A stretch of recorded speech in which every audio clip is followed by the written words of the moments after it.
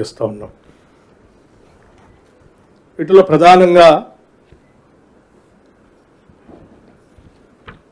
హైడ్రా పేరు మీద ప్రతిపక్షాలు కానీ లేకపోతే ఇంకా కొన్ని వ్యవస్థలు కానీ రాష్ట్ర ప్రభుత్వంపై చేస్తున్నటువంటి నిరాధారమైనటువంటి ఆరోపణలు కానీ లేకపోతే మూసీ రిజర్వేషన్ సంబంధించి రాష్ట్ర ముఖ్యమంత్రి గౌరవ ముఖ్యమంత్రి శ్రీ రేవంత్ రెడ్డి గారు రాష్ట్ర ప్రభుత్వం వారి నాయకత్వంలో చేపట్టినటువంటి కార్యక్రమం పైన కొన్ని అపోహలు సృష్టించి తద్వారా రాష్ట్ర ప్రభుత్వం పైన పాలన పైన ఒక రకమైనటువంటి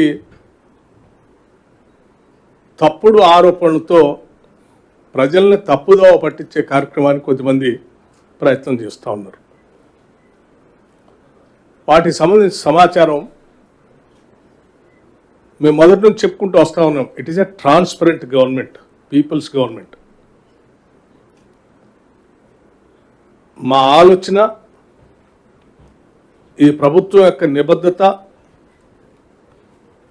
ఇవన్నీ కూడా ప్రజలకి ఏ రకంగా మేలు జరగాలి, రాష్ట్రం ఏ రకంగా బాగుపడాలనేటువంటి ఆలోచన తప్ప వ్యక్తిగతమైనటువంటి అజెండా లేకపోతే స్వార్థపూరితమైనటువంటి ఆలోచన ఈ రాష్ట్ర ప్రభుత్వానికి, ఇందిరమ్మ రాజ్యానికి లేనే లేదని చాలా స్పష్టంగా చెప్పదలుచుకున్నాం. సో నేను ముందుగా హైదరాబాద్ నగరానికి సంబంధించి, నగరం అంటే పాత రోజుల్లో మనం అందరం అనుకునేది rocks, lakes and parks. Hyderabad నగరవనంలోనే మనందరికి గుర్తొచ్చేది రాక్స్, లేక్స్ అండ్ పార్క్స్. అద్భుతమైనటువంటి అనేక రకాలైన గుట్టలతో, అనేకమైన రూపాలతో, రాక్ గార్డెన్స్ లాగా ఉండేటువంటి అనేక రాక్స్ హైదరాబాద్ చాలా ప్రసిద్ధి. వాటిపైన చాలామంది పరిశోధనకారులు విస్తృతమైనటువంటి ప్రచారం కూడా చేశారు. అట్లాగే హైదరాబాద్ నగరంలో కానీ నగరం చుట్టూగా ఉన్నటువంటి లేక్స్ కూడా చాలా ప్రసిద్ధిగాంచింది. అట్లాగే హైదరాబాద్లో ఉన్న పార్క్స్, ఇవి హైదరాబాద్కి చాలా శోభను తీసుకొచ్చాయి. ఇక్కడ వాతావరణానికి కానీ లేకపోతే ఇక్కడ ఉన్నటువంటి స్థానికంగా అవసరమైనటువంటి మౌలిక వసతులకు సంబంధించినటువంటి వ్యవస్థలు కానీ కాలక్రమేణా రకరకాల పరిస్థితుల్లో రాక్స్ చాలా కనపడకుండా దూరం అయిపోతున్న పరిస్థితి కూడా చూస్తున్నాం. అట్లాగే చాలా ప్రాంతాల్లో పార్క్స్ కూడా కబ్జాలకు గురై సగటు మానవులకి లంగ్ స్పేస్ అనేది లేకుండా పోయే ప్రమాదం కూడా కనిపిస్తూ ఉంది. లేక్స్ సంబంధించి కూడా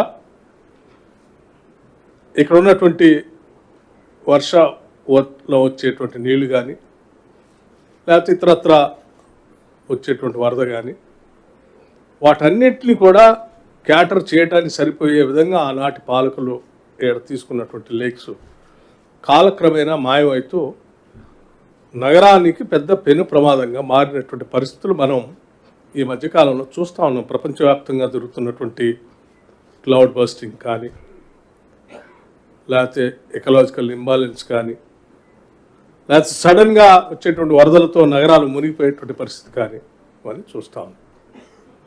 సో దీన్ని దృష్టిలో పెట్టుకొనే గత ప్రభుత్వాలు కొంత ప్రయత్నం చేశాయి. లేక్స్ని కాపాడుకుందాం అనుకున్నారు, మూసీ రిజర్వేషన్ చేసుకుందాం అనుకున్నారు, దానికి కావాల్సిన ప్రయత్నాలు మొదలుపెట్టారు. దానికి కావాల్సిన విధంగా కఠినమైన నిర్ణయాలు తీసుకుంటామని కూడా చాలా స్పష్టంగా చెప్పారు. సరే అంతిమంగా వారు ఆలోచన చేసినప్పటికీ వాటిని పూర్తి చేయలేకపోయారు. కానీ ఇప్పుడున్నటువంటి ప్రభుత్వం ఈ నగరాన్ని భవిష్యత్ తరాలకు కూడా అందించాలనేటువంటి ఆలోచన,